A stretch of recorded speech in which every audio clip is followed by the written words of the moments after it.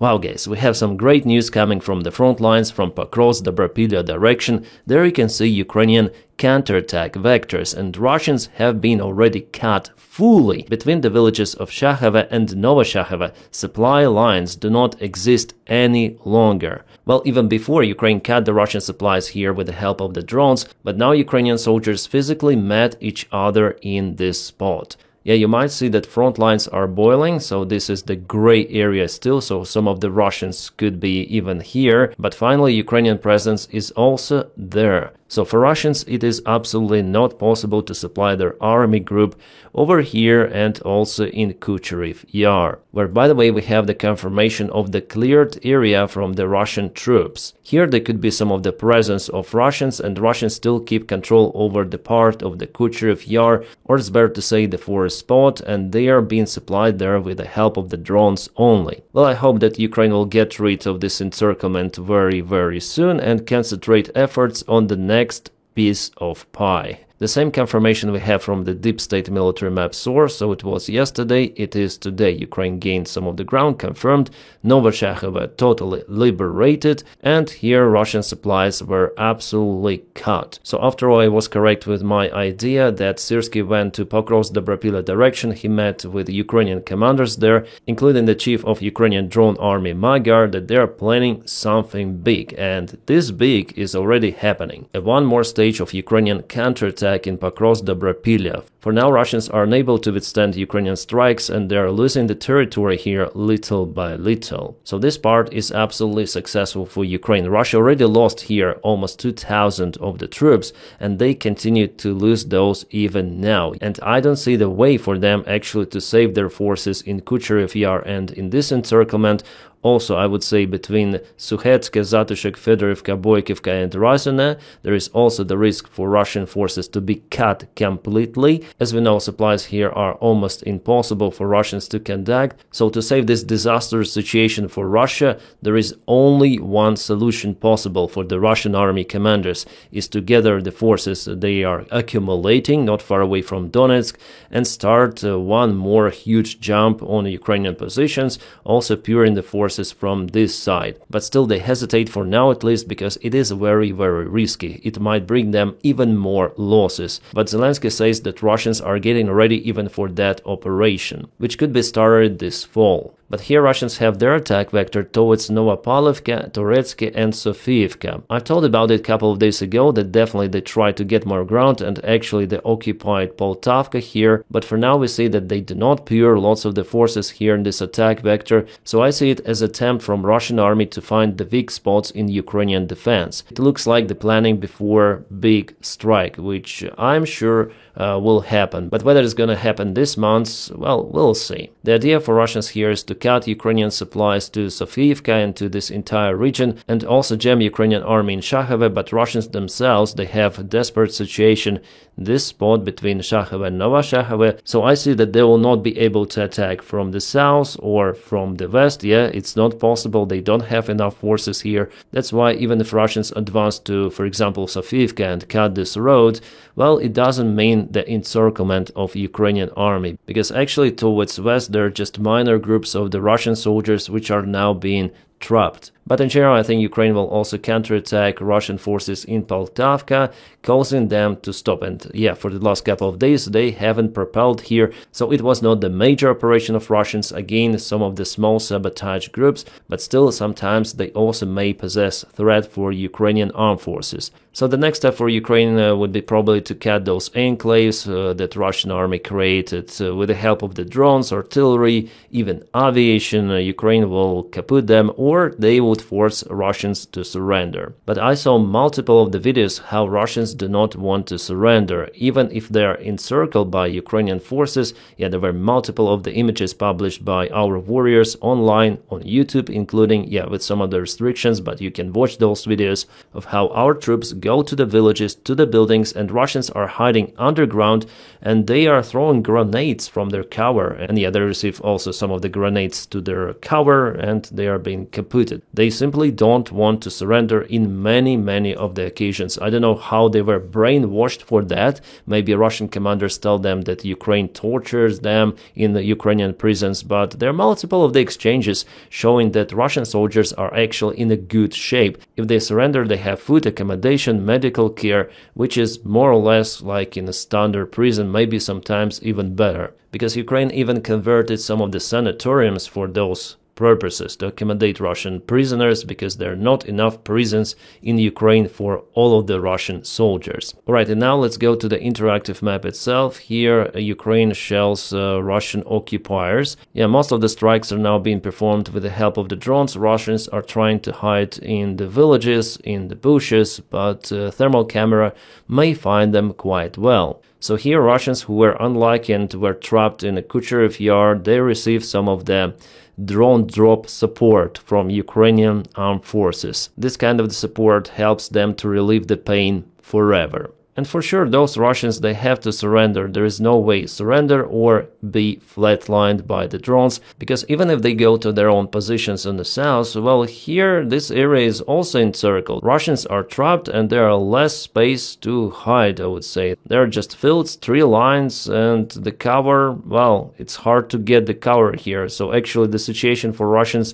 in Kucherev Yar, it could be even better. Ruined buildings with basements. Ukraine still hesitates to send infantry forces here, but it is getting closer to the place. And here's the gray area where Ukrainian army was spotted before. But here Ukrainian army is doing its job very slowly, because it has the time, if we speak about this direction, nowhere to rush, because Russians have nowhere to run. Plus, Ukrainian drones continue to operate in this possible Russian enclave, and yes, supplies were mainly cut for Russians here. Let's check out some of the videos or photos with geolocation. Well, here I see some sort of the road, and what was there? Yeah, some of the Russian infantry and a vehicle. Vehicle was kaputted there well before. And there are multiple of the drone strikes also recorded. By the way, not all of the videos are being published to internet, so there are lots of the other things happening. And what is interesting that for the last few days I see the reduction in the Russian activity in Pokrovsk direction. Mostly Ukrainian army uses drones, artillery, and even Ukrainian infantry was spotted at the very border of Kryvyi River. It's very interesting why Russia lowered its activity in Konstantinovka and Pokrovsk direction, because the last week they managed to expand this gray zone closer to Konstantinovka. Well, Russians continue to use their drones and aviation strikes, but here in Pokrovsk they're quite calm. Well, if you may use the term of calm, and usually this calmness is before the thunderstorm. And I think that soon Russians might definitely start their massive offensive maneuver in Pokrovsk direction and Konstantinovka, because those are two main settlements which are located in those kind of the pockets, yeah? And Russians crucially need to occupy those to propel further to, for example, Kramatorsk and Slavyansk. They cannot leave Konstantinovka and Pokrovsk behind. Guess we're gonna return to the front lines review. Just want to announce the news coming from Magyar. He announced the massive reform in several of the regiments and expansion. I mean, they will hire more of the personnel and obtain more of the gear. For now, Magyar says that just 2% of Ukrainian army is the drone army, if we speak about people involved as well as resources. His goal is to make it at least 5%, so Ukrainian drone army will be the most capable probably in the world, expanding by more than 2 times, and I guess Ukraine in this case will be capable to cut Russian assaults completely. I mean, even small territorial grounds for Russia would be impossible to achieve in this case. If the goal is achieved, the goal is to build the entire death zone all across the front lines. And for this, drones are the best tool, so Magyar does his job perfectly. Alright, and here's the Ukrainian aviation in action in the village of Uspenivka. This is Pokrovsk direction. Again, gliding aviation bomb. Thankfully, Ukraine still has lots of them, made in France and United States of America. Our Western partners, thank you. But Russia also masters the gliding bomb technology, and they have big bombs, huge bombs, up to FAB 3000, I guess. So our allies also need to increase the size and came out with new modules for those big bombs. And now let's go to the front lines, because there is the direction where actually Russians take the ground. It is happening in Dnipropetrovsk region. Over here they advance towards Verbovo village and put their flags out there. This video comes from Russian channels. You can see a Russian flag there and geolocated village of Verbovo. For now it's in a gray zone, and Ukraine put some of the artillery fire, I guess, over there. Or maybe those are the drone drops. I wonder they could put those Russian soldiers who came there with flags. Yeah, also the same village of Verbovo. If we check out the same area from the Deep State military map source, you can see that every day, so I'm clicking every day update, and you see how Russia moves there. So the advancement is kind of big. Let's check out for 1 month. Yeah, September the 1st it was. Yeah, you see, quite substantial movement of the Russian army here. I would even call it a breakthrough, and the main aim for Russians here is Pokrovsk. Yeah, it's the similar name as Pokrovsk, just at the end. But as Pokrovsk in Donetsk Oblast, here Pokrovsk in Dnipropetrovsk region is also quite important. It is a crossroad and connection. Russia tries to cut supplies for Ukrainian army, but the Ukrainian army, according to the recent information, is sending more reinforcements to stop Russians somewhere in Verbovo. Well, at least we have this data coming from one of the OSIN analytics. 110th Mechanized Brigade of Ukrainian Army is going to fight in this direction. They have lots of the tanks, BMPs and infantry. The main task is to stop Russian advancement towards Pokrovsk. Yeah, for now Russians are successful here, but they are not reaching the main Ukrainian defense lines. The main line goes before Pokrovsk and to the south, and then here, somehow like that. I did not specify locations, I just saw some of the images from it. So here is the area of responsibility of 110th Brigade. It's already been almost fully deployed there, and the units of this brigade are already in operation near Olhivska village, so it's towards the south, not in Verbovo itself, but the southern area they decided to send it. Okay, we'll see with the future update of what is going on in this direction. There is the hope for Ukraine to stop this Russian attack, the major one, yeah? Oh, in Verbovo 110th Brigade operates as well, so the image that I showed you with some of the households with Russian army being kaputted, that's 110th Brigade in operation. Interesting. The front for this brigade is quite long, so they dispersed their forces, unfortunately, but Ukraine is a lack of the resources. You might remember that the day before yesterday I've told you about the Russian helicopter which was kaputted by Ukrainian drone intercepted mid-air. Well, we have a detailed location of where it happened. It happened in Nadiivka village. Helicopter went down and burned completely, but we have some extra information provided to us by some of the Russian propagandists. Yesterday they got some of the podcast on Russian Sputnik radio. It's also a Russian propaganda, where one of the Russian military bloggers stated that all except 2 people perished in that crash. Only navigator and flight engineer were capable to evacuate from the helicopter. On board of the helicopter there were some of the paratroopers. They did not specify the number of those. Paratroop division VDV, and all of them were flatlined, together with the captain of this helicopter, who was 27 years old, as they say. So he landed the helicopter but was not able to leave the cockpit. He was blocked in his place and burned down together with helicopter. Oh my god, is it a proper way to wear the headphones?